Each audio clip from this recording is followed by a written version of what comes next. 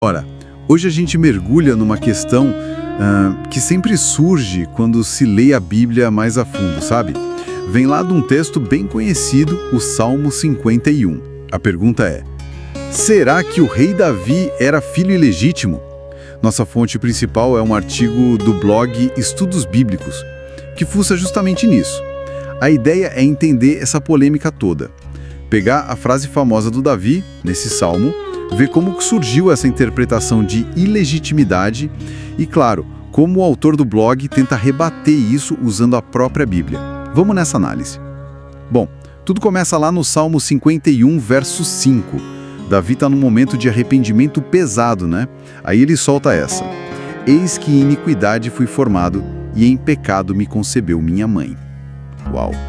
É uma frase de impacto, convenhamos. E é justamente essa frase tão, assim, pessoal, que faz alguns intérpretes levantarem a sobrancelha. O artigo até cita o pastor Marco Feliciano como um exemplo de quem usa essa linha. Conectam a frase com a aparência do Davi. Ruivo, olhos claros e com aquele jeito meio deixado de lado pelos irmãos no começo da história dele. A dúvida que fica é: será que Davi estava, dando uma dica sobre a origem dele? Fora do casamento de Jessé.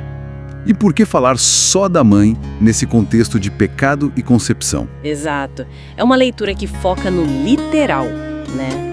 Da circunstância do nascimento mesmo. Só que aí entra a análise do autor do blog, que eu achei bem interessante.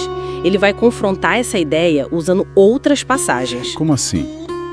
Que passagens? Principalmente as genealogias. O autor destaca Mateus, capítulo 1, verso 6. Tá lá, na linhagem de Jesus, escrito com todas as letras. Jessé gerou o rei Davi.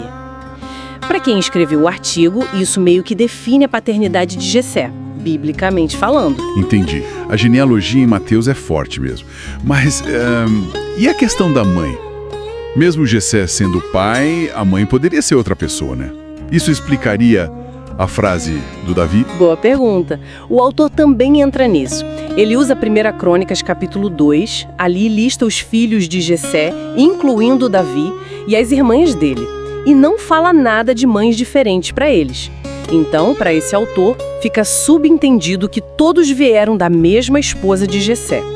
E sobre a aparência, bom, ele lembra do Esaú, irmão do Jacó, também era ruivo, diferente, mas filho legítimo de Isaque e Rebeca.